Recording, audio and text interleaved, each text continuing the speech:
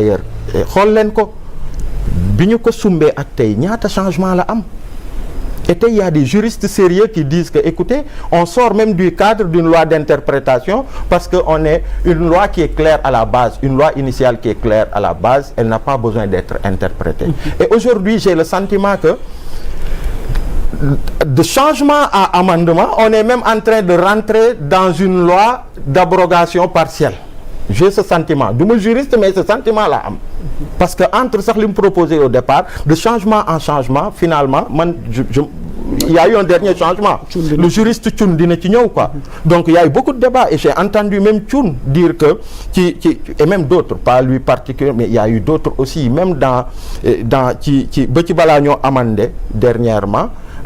il y a des dispositions quand on parle par exemple de crime de sang. Mais non. Tu vois, ci code pénal amul crime de sang on dit, tu vois, et même les crimes, il n'y a pas que les crimes yu ñu nit ñi rey nit am na, mais il y a d'autres types de crimes. Incendie volontaire, non, même pour ce qui nous concerne, incendie volontaire. Et loolu aussi man ça me permet d'ailleurs me gën a feddali une préoccupation qu'on a. Tey on ne s'en rend pas compte, mais ça peut être un précédent dangereux. Mooy lan mooy tey l'amnistie xam nga. Tout ce qui ñi nga xamante ni ñu ne et à l'époque nous on le disait ñun on faisait partie de ceux qui contestaient, de ceux qui se battaient ak beaucoup d'autres Sénégalais ku ci nekk selon sa manière et à chaque fois on nous disait oui ñi taal këru diw nag ñun on disait ñooñu jàpp nañ ni bokkuñu ci xeex bi parce que kuy xeex pour démocratie xeex pour xawma lan ak lan waaye nga dem di jëm këru jàmbur di ko taal mais pour ñun ñooñu bokkuñ ci et à l'époque Macky Sall ak ñooñoom dañ ko doon opposé di ñu ko jox pour dire que voilà ñii lii taxu leen jóg ñu ngi nii d'ailleurs di kii ay xale pour que ñu taal ay kër et à l'époque on disait que loolu bokk ci loolu képp ku ko def bokkoo ci principe yi nga xamante ni ñu ngi koy xeex donc bu ñëwee bu ñu yegg si fii loolu dañ ko war a dëggal ñu xam ni peut-être que ñi doon gàmm bokkul rek ñu doon race déem ak wala xawma lan je suis mandingue je comprends pas trop wolof mais c'est un terme dont on parle donc ça doit être clair. warul am ay angle mort dans cette affaire-là. Et quand je dis ça, moi je parle pas des manifestants il y a eu 1 millier et plus de jeunes yoo xamante ni gis naa leen rëbës ñenn ñi dañ lay rafle ñenn ñi ñu jàppale nii ci rafle gis la xool nga am sa téléphone mu am fond d'écran Ousmane Sonko ñu dugal la ñenn ñi parfois ci sa sant malheureusement on en était arrivé là. Donc il y a eu beaucoup de manifestants yuy barricadé bu leen bu policiers yi di ñëw ñu taal ay pneus barricadé on parle pas de ces gens on parle pas de tous ces gens qui ont été injustement emprisonnés mais on a besoin d'avoir une vue très dégagée ci situation yi justice mu am une vue très dégagée mu bañ a am angle mort pour que ñi ngi ci war a seppi ñi nga xamante ni dañu teg ay jéego yu bokkut woon ci xeex bi ñoom ñëpp qu'ils puissent être poursuivis et que les manifestants yi nga xamante ni c'était des manifestants citoyens yu commettre ak ay crimes yu commettre yenn actes yu choqué sénégalais yi ils manifestaient juste ak ñenn ñi ñu ci bëri ay rafle la ñooñu la ñu commencé woon à l'époque quand on était encore à Rebeuss d'ailleurs di leen yóbbu jugement par dizaines saa yu ñu leen yóbboo rek non-lieu non-lieu non-lieu il faut qu'on sache le but de kii mais c'est quoi de quoi cela retourne kan moo taal këru diw kan moo taal tel yooyu il faut que ñu xam ko tu vois et donc ñun loolu daal mooy suñu préoccupation et encore une fois les gens disent ouais non mais moi qui parle bu doon au pire dañ ne ni bu ñuy ibbi dossier yëpp pour que justice mu mën a xool qu'est-ce qui s'est passé et moi j'en suis sûr tey on dit que bu ibbee lépp manifeste non les manifestants ak ñenn ñi ñu mel ni ñun il y en a des centaines milliers ñooñu tey bu ñu ibbi woon ñu ne dañuy saytu dossier yëpp ñooñu seeni dossier dañ koy classer sans suite parce que defuñu dara mais am na ñi nga xamante ni raxoon nañ ci mbir mi def yenn yi ñooñu quand même on ne va pas dire que lui il a fait un crime de sang il peut être poursuivi kii ni ah non incendie volontaire c'est un crime donc loolu il faut pas que ñu voilà ñun daal loolu mooy suñu préoccupation et encore une fois pour terminer tey yëf yi fu mu toll ça donne raison sur une chose les juristes sont divisés sur cette affaire même si am na ñi nga xamante ni l'ambiance globale parfois peut amener que ñu ci bëri et ça man je vous le dis keroog bi may def émission TFM mais en direct ci sama téléphone il y a eu tellement de gens parfois des journalistes des juristes quand tu les entends à la télé ils défendent certaines positions parce que certainement ils veulent pas dire le fond de leur pensée au risque d'être attaqué mais keroog en direct oui non Aliou waa ji li mu wax du dëgg opposé ko tel truc je ne les écoutais pas il y en avait plein il y en avait des journalistes ak yenn ñi nga xamante ni da nga leen di gis ci télé bi li ñuy défendre non je ne le dis pas je ne suis pas sur une question de personne mais c'est juste pour dire que il y a beaucoup d'opinions qui s'expriment il y a beaucoup non jaru ko man ça fait 14 ans ça fait 14 ans que ça fait 14 ans que maa ngi wax ci ñun nga bokk non xaaral bul léeb wax ji nag non yaa Moussa ça fait 14 ans que maa ngi wax ci espace public je n'ai jamais été sur une question de personne lii si je le dis c'est juste pour étayer le fait que les arguments s'opposent et c'est juste parce que question bi dafa am solo et pour ñu xam ni sax ñu ci bëri ñenn ñi le fond de leur pensée ak li ñu gëm ñu war ko wax te yàlla tax peut-être sañuñu ko wax. Pourquoi? Donc et moi je sais pas parce qu'il y a beaucoup d'attaques parfois quand tu parles par exemple ñun quand on parle on nous oppose on nous dit quelle est votre de quelle légitimité vous permettez de parler? Attends. Parce que Aliou, tu vois, quand on parle, quand on parle, mais Abdoulaye Mbow, est-ce que tu peux imaginer est-ce que c'est pas l'idéal? Est-ce que tu peux bañuñu justice am. bañuñu ñu topp ñi nga xamante ni ñoo def li ñu war a def alors jàppoon nañ ñoom li ñu proposé tey jii nii tamit xëy na est-ce que am na leneen lu ko gën. mais je dis. mais du amoon li ko point de vue. non boo ko toppee ci droit boo ko toppee. ci wàllu yoon bu amoon li ko gën. l'opinion ne serait pas aussi divisée dans cette divisée xoolaatal les débats nga xool l'opinion et maintenant qu'est-ce que ça coûte les gars bu dee on veut bien faire qu'est-ce que ça coûte au père de la nation. Le président bi nga xamante ni moom moo jëloon engagement yooyu ñëw tey ñu bàyyi un groupe parlementaire mu jël l'initiative sur une question aussi sérieuse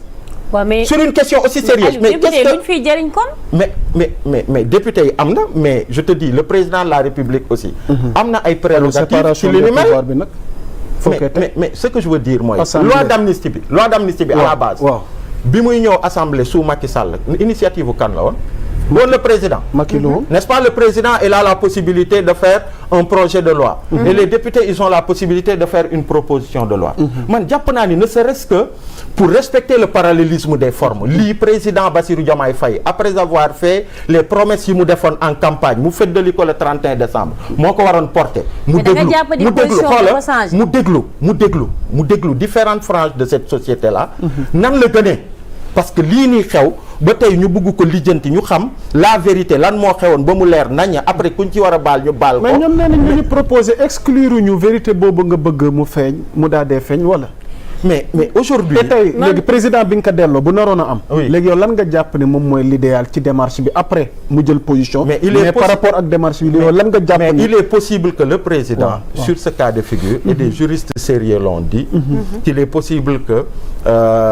qu'il puisse y avoir. qu'on puisse annuler la procédure et ça c'est ça que la société civile les organisations une quinzaine a proposé que l'on retire cette loi qui fait un débat qui ko portait tous les 3 jours il va aller faire un amendement c'est problématique qu'on puisse retirer ça et que le président de la République il prenne en main les choses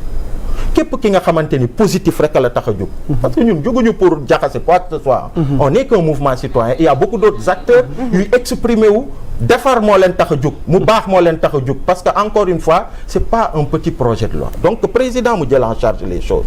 mu déglu toutes les voix qui s'expriment mu ne leen ok pour yéen nan la gënee et après il décide essayer d'avoir un consensus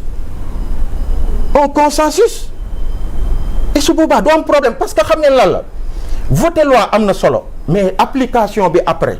il y a tout un processus qui s'ouvre d'abord après il y a le conseil constitutionnel qui doit kii yooyu mais même après l'application bu ñu demee ba ñu promulguer ko il y a des choses il y a des procédures judiciaires qui vont être engagées non benn question rek la parce que keroog wax na ko ci vendredi bi Aliou ki porté loi bi mi ngi woon ak yow ngeen partagé benn plateau et je pense que man occasion la woon pour nga saisir ko lépp loo xam ne jiixi jaaxala ci loi bi ngeen am ko wala loo xam ne comprendre leen ko parce que d'après yenn juristes yi ñun aussi dañuy dem gëstu ji laaj nañ leen est-ce que voie bi mu jël dafa violer loi ñu ne non